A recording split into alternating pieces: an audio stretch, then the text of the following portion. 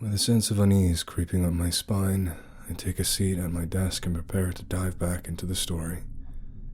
The memories are still fresh, vivid, and haunting, but I know I can't leave it unfinished. So, with trembling hands and a pounding heart, I take a deep breath and begin once again.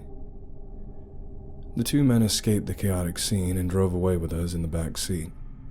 My mind tried to process what had just happened. The men in the car with us were silent, and we didn't dare to speak. And after a while, one of them turned to us and said, "You're lucky we found you. If we hadn't, you would have never seen the light of day again. Now who the bloody hell are you?" "Why did you rescue us if you didn't know who we were?" I asked. "Friend of the cause said you were important and told us about the transport," the man next to the driver said. "Said you could be of help to our struggle. Now who are you?" "We're not from around here," Shanice said. "We're legally married in this country. We're on our way to our honeymoon." "You from New York or something?" the driver asked. "Coming here for your honeymoon?" "No," I said. "But listen, something strange is going on.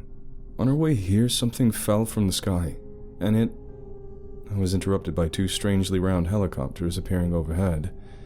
The driver took a sharp turn and continued up a smaller road which was covered by the canopy of some trees and sped up. "It was a meteor of some kind, or maybe something else." "A meteor?" asked the man next to the driver. "Our source told us he had some connection to the Japanese, but that he didn't believe you were spies. So what's your deal?" "We do some dealings with the Kenpei ties sometimes, but only when it benefits the cause." "We're Shanice and James Robertson." Shanice leaned in between their seats. "And we're from the United States of America." "Is this for some kind of game?" asked the driver. "Anyway, I'm Omar, and my friend here is Khaled. We're members of the AJS." "What's that?" Shanice asked. "Some socialist movement?" "Say what?" asked Omar. "You don't know about the AJS? The African Jacobin Society? The only true rebels in the country? The one and only revolutionary organization fighting for the old liberté, égalité, fraternité?" Having evaded the choppers, we entered a garage adjoining a dilapidated house in what looked like a poor suburb. There were some other people staying at the house, sitting in a circle and having a discussion. The youngest was a 10 or so year old girl. As soon as we stepped out of the car, they all stood up and looked at us suspiciously. Omar introduced us to them, still holding his rifle as if ready to point it at us at any moment. "These were the people you were told about," he spoke to the group. "Shanice and James. They claim to be married and from the United States of America. Now, in our hearts, we're all from the United States of America. But I'm getting the feeling they mean something stronger. And not only that, but they're also affiliated with the Japanese somehow." "I know it's difficult to believe," I said. "We're traveling down what you call Rebel Route, which is called Route 1 where we're from. And then out of the blue something came from the sky." "We think it was a meteor," Shanice continued. "A part of it crashed right next to our car and the rest of it mysteriously vanished from the sky before it hit the ground. Otherwise, it would have destroyed the entire region." "Fairy tales," said an old man in the group. "This is what you risked your lives for? That's what you risked revealing our position for? They must have escaped a mental institution. This isn't a story by Jules Verne, it's reality." "It doesn't matter," said Khaled. "They were transported in one of Clear's armored wagons. Granted, it was traveling alone, but still, these two individuals are clearly important to them, which means they're an asset no matter how bizarre their cover story is." "You aren't going to sell us out, are you?" Shanice said. "Because that would be ironic. And we aren't lying. There's something going on beyond our..." "We won't give you up," said Omar. "But we didn't rescue you out of the goodness of our hearts either. We're fighting for freedom and enlightenment for everyone. And you're going to have to play a part in this fight whether you want to or not.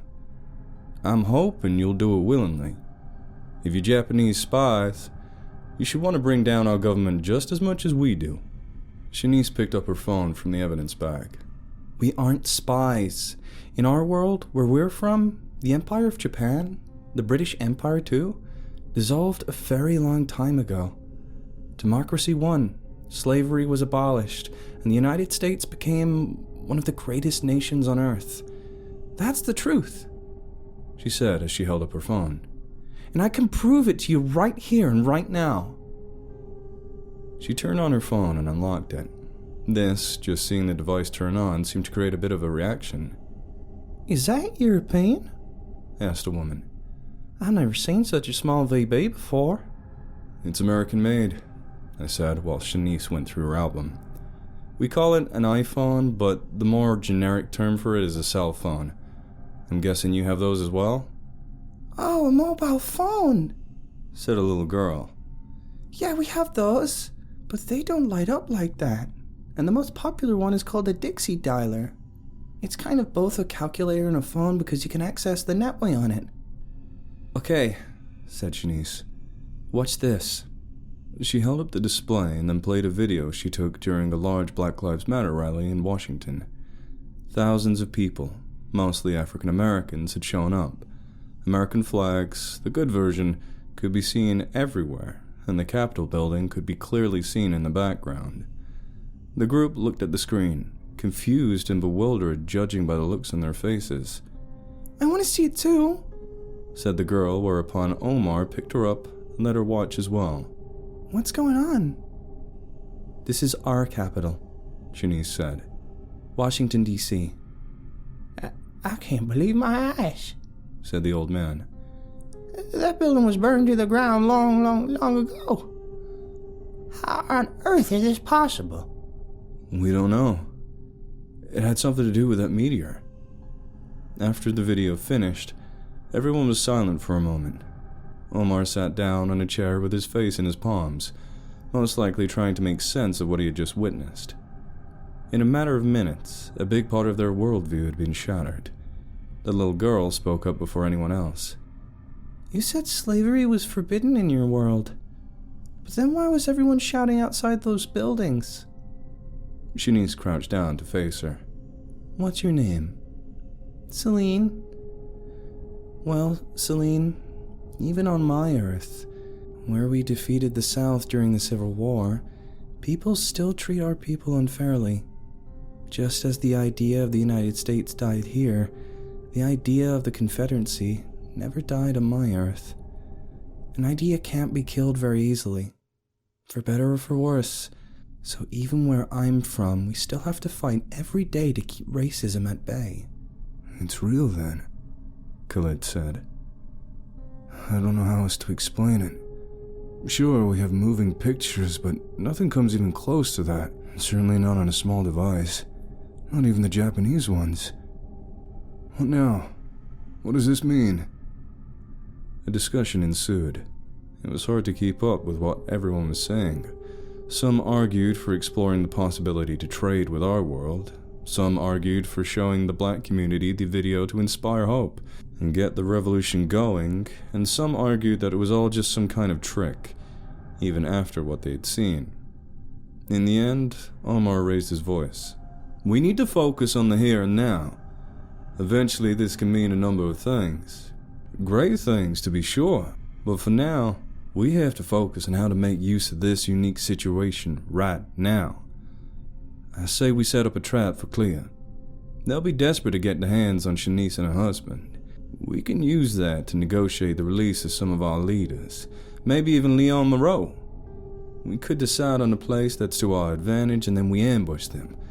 Having some of our captured leaders back would mean a lot to our cause. Hold on, Shanice said.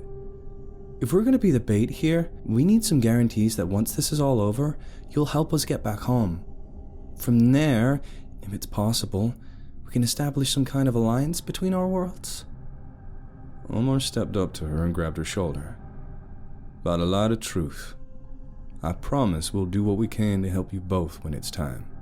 You need to help us get back to the impact crater, they said. They've set up a roadblock there, possibly a base, and it's heavily guarded. What do you all say? Omar asked the group. Once we've lured Clea into our trap and freed whomever they're willing to trade, are you willing to get your hands dirty again to help our new friends to establish contact with our brothers and sisters in another world? Everyone nodded in agreement. A plan was quickly formed. They would set up a meeting place in a scheduled area outside the city and make sure to have enough people and weapons to take on Clea. Shanice and I would be the bait, just as initially suggested, and would have to be ready for anything. The very idea of it caused my heart to race with anxious anticipation. Shanice felt confident that we could trust them, but I wasn't equally convinced. Did they truly believe us? And did they value us enough to not sacrifice us to get their people back? The odds didn't really matter, though. This was the only alternative, our only hope. Later in the evening, after most of the planning was done, we sat with the group in front of what they called the Vision Box, or VB for short, and watched the news. Everyone was silent as the anchor, a blonde woman with a Confederate pin on her blazer, read the news. Good evening, America. Tonight we'll bring you the latest developments in the escalating crisis in the Pacific. The world is on edge as the Empire of Japan sent its naval fleet to Hawaii to stop the British Empire from deploying nuclear weapons on the island. The situation is getting tenser by the hour, and the threat of war looms over the region. Footage of the naval fleets of the Pacific, with ships and submarines moving about, appeared on the screen.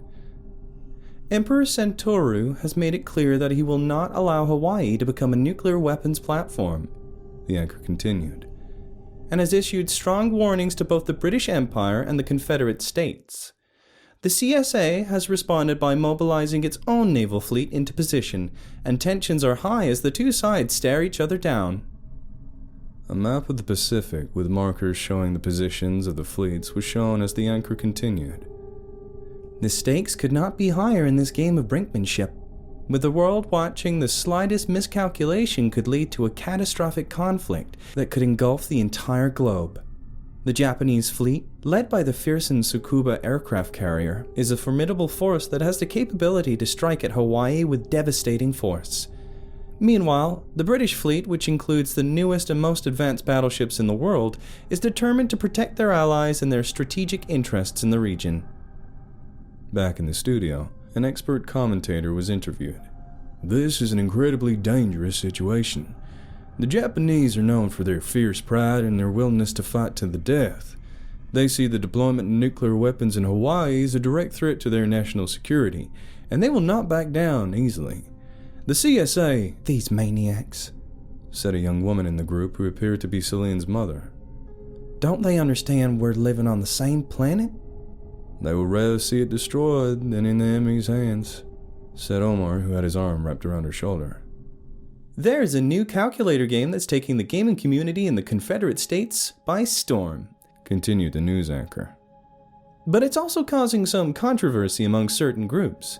The game, an ice cream truck simulator from a French software company, has become incredibly popular among families, with gamers of all ages enjoying the fun and lighthearted experience. However, there is one character in the game that's caught the attention of some Confederate citizens. The game features a female ice cream vendor who's dressed in a revealing outfit, a so-called French swimsuit, which is illegal in most states, which some believe to be inappropriate for a family-friendly game. The French company has defended its character design, stating that it's meant to be a fun and playful representation of the ice cream vendor profession, and that they had no intention of causing... Omar turned off the screen. It's getting late. Let's meet here tomorrow morning. He looked at me and Shanice. You two can stay here with me and Yolanda. Yolanda, Celine's mother, turned towards him. Isn't that dangerous? What about Celine? Relax. Kelly, could you please stay as well? Just to make sure we're all as safe as we can be. Yolanda didn't seem happy about it, but she accepted it.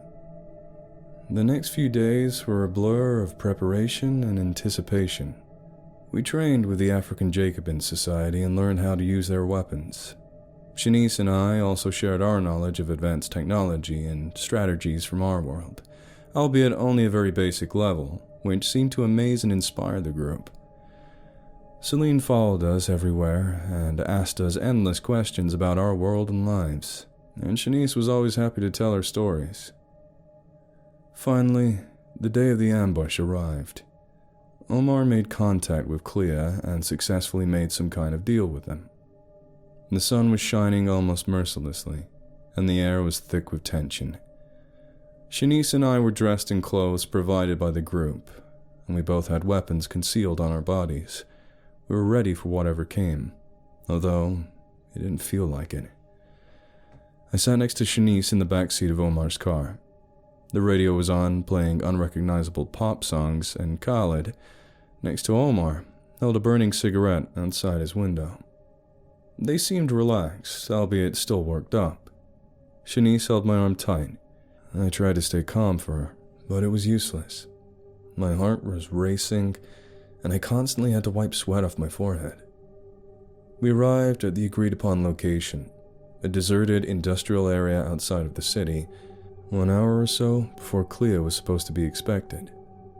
They parked the car in a secluded part of the area and remained seated. The AJS had their men placed everywhere, ready to ambush Clea as soon as they arrived. All that was left to do now was to wait. It wouldn't be long, but every second felt like an hour. The music on the radio, now put to a low volume, came to an abrupt stop. You're listening to AOK America, your source for all things happening in the Confederate States of America. We interrupt this song to bring you an urgent update from the Pacific. Reports are coming in about a major explosion in the waters near the Hawaii Islands. Details are scarce at this time, but sources say that the explosion occurred in the vicinity of a Japanese naval vessel. It's unclear at this time what caused the explosion or the extent of the damage, but it's believed that this could be a significant event in the ongoing standoff between the British Empire and the Japanese Empire in the Pacific. Khaled turned up the volume slightly. The Confederate government has yet to release an official statement regarding this incident, but it's likely that this will only escalate an already precarious situation. We will continue to monitor this developing story and bring you updates as they become available. In the meantime, we advise our listeners in the Pacific region to stay tuned to AOK America for the latest news and updates on this developing situation. Now some words from our advertisers before we resume our regular... I think they're here now, said Omar. Get ready. We drove down to the open area in the middle of the complex where the prisoner exchange was supposed to take place. One of Clea's armored vehicles stopped a few yards away from us. For a few minutes, nothing happened. I pressed Shanice's hand. It'll be all right, I said. As soon as this is over with, we'll find a way back home. I gulped, wiping sweat from my brow. I'm so damn scared. Me too. Shanice kissed me. But it's important. This means something. Maybe we're sent here to help this world somehow. We have some new developments in the ongoing standoff in the Pacific. The radio host was back. According to sources, the explosion earlier was not an accident. It appears to have been a deliberate attack by an unknown vessel. The Japanese have issued a statement accusing the British Empire of launching the attack, while the British have denied any envelopment. As things seem to be happening quickly now, we'll stay on the air covering this story as it develops. 2 people stepped out of the vehicle in front of us. They were dressed in the same black cloaks as the agents from earlier. One of them opened the back of their vehicle, whilst the other one spoke into a megaphone. Now present the prisoners. Step out of the vehicle and show us the individuals known as Shanice and James Robertson. One of their helicopters circled above, and a number of additional armored vehicles could be seen further down the road. Khaled, now holding his rifle, yelled out the window. Show us Leon, or there's no deal. I looked at the rifle I concealed under my jacket, hoping I wouldn't have to use it. If they showed Leon first, the plan was to attack immediately, seeing that he was the most important one to them. In that case, me and Shanice would have to get out of the car. That was unlikely to happen, though, as they knew how much they wanted Leon back. Instead, they were in all likelihood going to show us someone of less importance first, after which the AJS would have to show me or Shanice in exchange for seeing Leon. You know that's not the deal, the agent yelled back. I could feel my heart racing, and my hands grow slick with sweat. Shanice's fingers brushed against my own, and I could tell she was just as anxious as I was at this point. You have to be ready for anything, I whispered. my eyes never leaving the Clea agent in front of us. Shanice nodded, her grip on her own weapon tightening. And then, as if on cue, the Clea agent who spoke through the megaphone made a sudden movement, and I heard the unmistakable sound of a gunshot. I couldn't tell who had fired or why, but in a split second, everything turned into chaos. The AJS fired down from their hiding places. The vehicles down the road, never having turned their engines off, it seemed, drove up to us at full speed. Armed men, dressed similarly to a SWAT team, rushed out of them and opened fire in all directions while running toward our car. Shanice acted on instinct, pulling out her rifle and returning fire. I followed her lead, unleashing a hail of bullets that echoed through the desert industrial complex. Khalid turned to Omar. "Get us out of here now!" he yelled. "They never intended—" A bullet pierced the back of his head, blood splattering everywhere. For a few chaotic moments, it was anyone's guess who would come out on top, if anyone at all. AJS members emerged from the other vehicles, exchanging fire with the Clea agents who were scrambling for cover.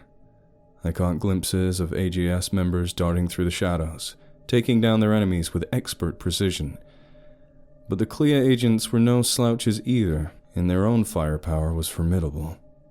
Omar, seemingly in shock, finally stepped on the gas, kicking up a cloud of dirt with the tires as he made a sharp U-turn, and raced down towards the exit whilst yelling for his people to retreat, even though no one could possibly hear him.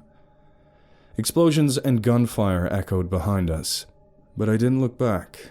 We reached a highway that luckily wasn't very busy. Two of the armed vehicles and a smaller, sleeker vehicle with its sirens on followed close behind us.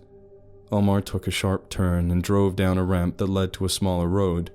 The helicopter, like a giant horsefly, flew at low altitude a few yards to our right.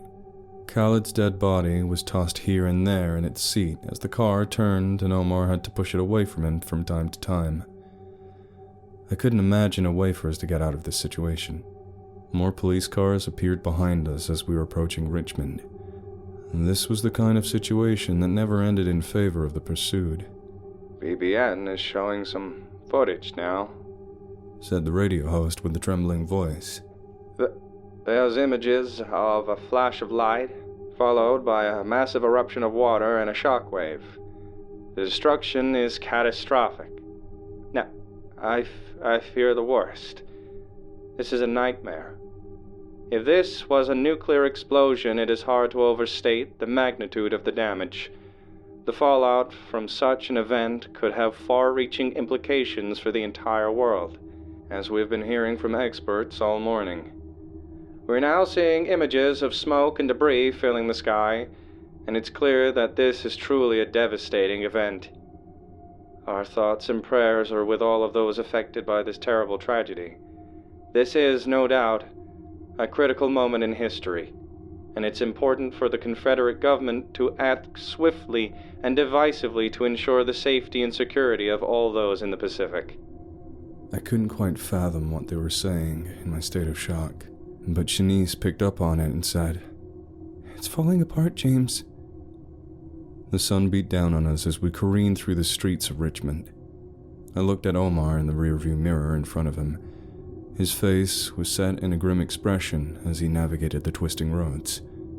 The white marbled buildings of the city rose high on either side of us, the grandiose statues standing out in sharp relief against the clear blue sky. We were passing a giant statue of the Confederate General Robert E. Lee when I heard the sounds of gunfire from behind us. I spun around in my seat, my hand going to the concealed weapon at my side. The armored vehicles and chopper that had been pursuing us were still on our tail, their drivers intent on capturing us at any cost. Shanice was shouting for Omar to speed up as we swerved to avoid obstacles and civilians. I could see the determination on Omar's face as he put the pedal to the metal. His driving skills pushed to the limit as he weaved between the other vehicles and narrowly avoided collisions. Just moments ago, said the voice in the radio, we received troubling news about the British Broadcasting Network. Reports are coming in that the BBN, the official news network of the British Empire, has abruptly stopped broadcasting. We are unsure at this time what has caused this sudden halt. but the situation appears to be serious. Rumors are already circulating about people hearing air sirens on the BBN's latest live broadcast, although nothing has been confirmed. We're also unable to get in touch with our London-based correspondent. Our attempts to reach her have been met with silence. This development only adds to the already tense situation in the Pacific. With the recent reports of a possible nuclear explosion in Hawaii, it's unclear whether the cessation of the BBN's broadcast is related to the ongoing conflict. Lady Margaret Russell has not yet issued a statement on the matter, and it's unclear what steps they are taking to address the situation. As always, AOK America will continue to provide you with up-to-date information on this developing. As we approached a right turn, Omar slammed on the brakes and we skidded around the corner. The pursuing vehicles hot on our tail. I could hear the sounds of metal scraping against metal as we collided with obstacles in our path, but Omar never slowed down. I could see a giant statue of Stonewall Jackson up ahead, his stern visage seeming to judge our desperate flight through the city. The Clea vehicles were closing in, but just as it seemed that we were out of options, Omar spotted an opportunity. He veered sharply off the main road and onto a narrow side street, the pursuing vehicle unable to follow as they were forced to slow down to navigate the tight turn. We shot down the alleyway, the sound of our engine echoing off the walls. Omar expertly navigated the tight corners and narrow passageways, keeping us one step ahead of our foes. Finally, we burst out onto the wider street, the sounds of our pursuers fading into the distance behind us. I breathed a sigh of relief. But then the oddly shaped helicopter descended right in front of us, whipping up a thick cloud of dust and debris, and reducing our visibility to nearly zero. The noise was deafening as the helicopter descended, the whir of the blade slicing through the air like a razor-sharp knife. Omar brought our vehicle to a screeching halt, throwing the gears into reverse as we struggled to avoid colliding with the strange machine. The next thing we knew, we were surrounded by both Clea and the police. For a few moments, we sat in silence as more and more officers arrived with their guns pointed at our vehicle. The only thing we heard was the radio, filling us with just as much dread as what had happened around us. Just now, a video surfaced on the netway, showing what appears to be a missile launch from the state of Virginia.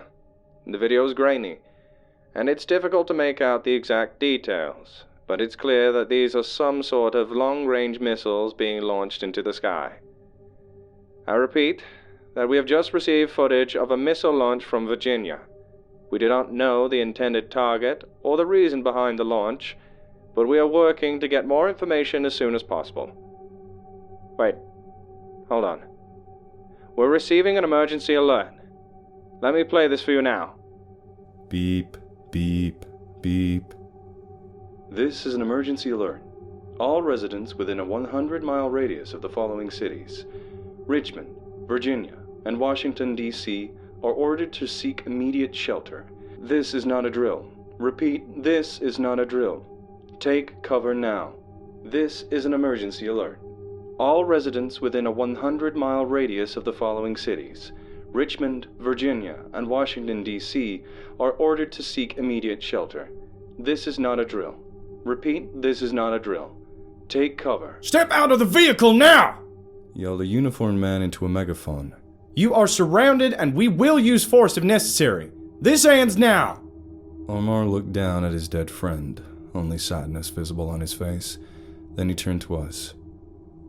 I'm truly sorry. I don't know what went wrong. This wasn't supposed to happen, and now the world seems to be falling apart. Our journey ends here, my friends. Do you want to surrender? What difference would it make? Shanice said. The emergency alert was still being broadcast over and over again. I'm so sorry, James. I felt a lump in my throat as my heart sunk to my stomach. Clea agents slowly approached us, their fingers ready on their triggers. All of a sudden, a deafening alarm cut through the air, drowning out the man with the megaphone and causing everyone to pause. The siren was unlike anything I've ever heard before. A deep, pulsing sound that seemed to vibrate through my bones. The agents and police officers around us looked confused, no doubt unaware of the breaking news. Then a few of the police cars drove away, most likely disobeying their orders to stay put. The man with the megaphone turned around and shrugged. Someone beckoned him to return to the helicopter. For a few moments, people were frozen in confusion, awaiting orders or information. But then more and more of their vehicles began driving off. And when the helicopter started its engines, everyone panicked as if they instantly understood what was approaching. "Drive!" Shanice said. "Drive! Drive! Drive!" Omar, as if jolted out of reverie, quickly shifts the car into gear and sped away. No one paid any attention to us anymore. The officers still standing on the street just watched us as we drove past them. Further ahead, people were running for shelter whilst others remained sitting at restaurants and cafes as if waiting for everything to blow over.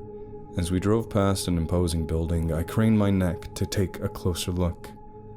The marble dome of the structure was enormous and gleamed in the sun. The white columns of the facade rose high into the sky, and I could see a large Confederate flag flapping in the breeze. On the front lawn, there were several large black vehicles parked, and I could see people in gray uniforms hurrying toward them. A large helicopter was taking off from the pad, its blades churning in the air and making a deafening sound. I guessed that was their Capitol building, and thought about how in just a few minutes it would be reduced to rubble. For a second, I found some comfort in the thought that all of this was being swept away by radioactive blasts. But then I thought about all of the innocent people that would suffer, and my comfort turned into a deep sense of sorrow. Omar flung the door open to his house. He yelled for his wife and daughter, desperately and with tears running down his cheek. At first, it didn't look like anyone was home. But then Celine appeared in a doorframe, holding her doll close to her chest. Omar rushed up to her and picked her up in his arms. "My little girl," he said and kissed her forehead. "Where's Mommy?" "She went to the city to buy some food." At that very moment, a light many times brighter than the sun flashed outside the window, blinding us. The sound that followed was deafening, like 1,000 thunderclaps all at once. The house shook and debris rained down from the ceiling. Omar instinctively shielded Celine with his body, trying to protect her, and I covered with Shanice behind a sofa. Luckily, we were far enough away from the blast for the heat wave not to cause any serious harm, but the shock wave hit us hard, knocking us off balance. As we got up, we could hear the sound of shattered glass and the clattering of metal outside. "We have to get out of here," I said, my voice barely audible over the ringing in my ears. Omar nodded, his eyes filled with fear and sorrow. He picked up Celine and motioned for us to follow him. We made our way through the rubble, careful to avoid stepping on any broken glass or sharp edges. As we stepped outside, we could see the mushroom cloud forming in the distance, its ominous shape rising up into the sky. Slowly, the blue sky from just moments ago was swallowed by the smoke.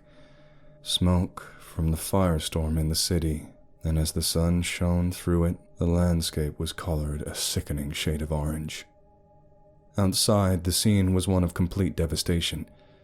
Buildings were in ruins, cars were overturned and burning, and survivors were running in all directions, some screaming and crying, others silently staring at the destruction. Here, too, the air was thick with smoke and dust, and the smell of burning metal and chemicals filled our nostrils. "We have to find a way out of here," I said, my voice trembling with fear. "We can't stay here much longer. The radiation will get us." The car we had come with was blocked by a tree that had fallen. "Omar," said Shanice, "we need a new vehicle." Holding Celine in his arms, he brought us to their garage. The car there was luckily unharmed by the blast. "But where do we go?" he asked, almost as if not fully there. "We're gonna have to go back to the crater on Rebel Route," Shanice said. "It's our only hope now. This world has nothing more to give." Omar nodded absent-mindedly. He told us to get in the car, I sat down next to him while Shanice placed herself next to Celine in the back seat. Are we gonna go get Mommy? Asked Celine. Omar froze in place, clearly unable to form the necessary words. We need to go get her, continued Celine. She might not be able to find her way back home alone. Finally, Omar turned to her. We'll try our best to find her, sweetie, he said, his voice barely above a whisper. But right now, we need to focus on getting to safety. Your mother wouldn't want us to stay here and get hurt. Celine could see on her father's face that he wasn't telling her the truth, and she burst into tears. Her cries racked through her tiny body, her sobs full of fear and loss. The tears streamed down her face, her chest heaving with each breath as she clutched her doll tighter. Her heart was being ripped apart, and the weight of the world was crushing down on her small shoulders. Although she couldn't understand it, she now knew she had lost the most important person in her life. Omar, now crying himself, leaned over the front seat and pressed his daughter's hand. Shanice and I exchanged a pained look, and then Omar returned to the wheel and turned on the engine. As he did, the radio came on. The emergency alert had been replaced by a female version of Dixie's Land, undoubtedly the last song to be broadcasted in what was once the Confederate States of America. Omar turned the radio off and slowly drove into the inferno outside. The road was mostly empty, indicating how few had managed to escape the city before it was too late. The further away from Richmond, the clearer the sky became. Soon, though, the smoke would find its way here as well. Colossal pillars of smoke could be seen on the horizon no matter in what direction we looked, and they were all slowly but surely consuming the sky. When we arrived at the location, we approached the tents that had been set up around the meteor crater. We did so carefully. There was a man standing next to a police car, holding a Stetson and smoking a cigar. I immediately recognized him as Carlos. By now, it was clear he had been the one who told AJS about our transport to Richmond. He shook Omar's hand, expressing his regret when he noticed that Yolanda wasn't with us. I came down here soon after Richmond was hit. Everyone's gone. They all left. Most people in town left too. Someone said we're too close to the city. Something about the radiation. I was about to leave too, but I wanted to check this out first. Let me tell you, there's something here that's unlike anything I've ever seen before. The crater? Well, let me show you, he said and took a puff on his cigar. We followed him toward the biggest tent, located where I expected the crater to be. And, just as I thought, it was there. Carlos walked up to the edge and beckoned us to join him. Oh, God, said Shanice as she looked down into the hole. It's beautiful. At the bottom of it was a small pile of strange material. The substance looked almost like a liquid with a shimmering quality that seemed to change in the light. It was an otherworldly shade of violet, but as I looked closer, I realized that it seemed to contain bits of every color imaginable, as if they were all swirling together in an indescribable dance. It's making me nauseous, I said. I felt the same thing just before I hit the ground. Just feels off. It's our way back. It's what brought us here, and I believe it can get us back home. I picked up a rock and threw it down the crater. Before it reached the bottom, it vanished. It must be some kind of rift in reality. Shanice grabbed Omar by his shoulders. Come with us. There'll be a place for you and Celine there. We'll find a way to integrate you to society. You'll be free, and you too, Carlos. All we have to do is jump down into that hole. I'll stay. I have responsibility for people that left in town, and someone needs to stay and rebuild. Eventually the dust will settle here, or maybe it won't, but I gotta try. Besides, someone has to make sure that the meteor doesn't fall into the wrong hands. And you, Omar? Please think of Celine. Omar nodded in his typical way. Then he shook Carlos's hand. Thank you. I would have stayed and helped you rebuild, but I have to think about Celine. I need to do what's best for her. This world has nothing but misery to offer now. Carlos watched as the rest of us approached the edge of the crater, holding hands. Celine stood next to her father, holding her doll, still sobbing. Shanice counted to 3, and then we jumped. As we fell through the rift, the world around us warped and twisted, colors blending and shapes distorting in a way that made me feel sick to my stomach. It was like being caught in the middle of a kaleidoscope, but 1,000 times more intense. I closed my eyes and braced myself for impact, but when I opened them again, we were no longer falling. Where are we? Asked Celine. I opened my eyes. We were all laying down on the ground. There was no crater here, just some grass. Next to us, there was some kind of probe that must have been sent through the rift from the other side. It had the Confederate flag painted on its side. Further away, I could see a road. We all got up on our feet and walked toward it. It didn't take long for a car to stop for us. This question might seem strange to you, they said. But is this the United States of America? The lady in the truck laughed. Why, of course it is. What happened to you people? Are you okay? A smile appeared on Shanice's face and tears formed in her eyes. We were on our way to our honeymoon and... You know what? It's a long story. Would you mind giving us a ride? I'm on my way to Richmond, said the lady. I can drop you off there. I turned to Omar, who held Celine in his arms. Welcome to the United States of America. Prepare to see Richmond as you've never seen it before. We all crammed ourselves into the car, and as it drove away, we sat in silence, too tired to speak, as the car radio played Survivor by Destiny's Child.